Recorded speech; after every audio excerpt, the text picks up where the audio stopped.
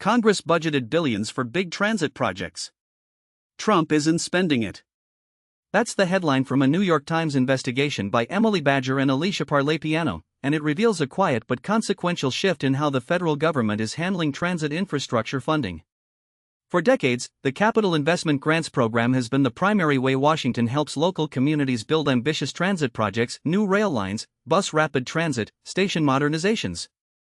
Think the 2nd Avenue subway extension in New York, the Red Line extension in Chicago, the Gateway Tunnel under the Hudson River, bus infrastructure in Indianapolis and San Antonio. These are multi-year, multi-billion-dollar undertakings that rely on a steady pipeline of federal commitments.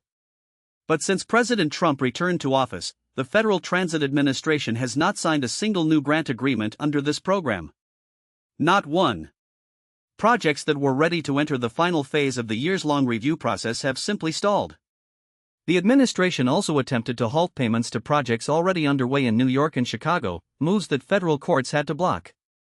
Meanwhile, more than $7 billion that Congress specifically designated for these grants sits unobligated. Steve Davis of Transportation for America calls it a deliberate slowdown. And it's a slowdown that's harder to track and harder to challenge than outright cancellations. The Times reports that more than a dozen transit agencies and local governments declined to speak on the record, fearing that any public comment could jeopardize millions in pending funding. The Department of Transportation responds that projects are moving through the legally required multi-stage process, and points to other transit support like World Cup host city funding and crime reduction oversight.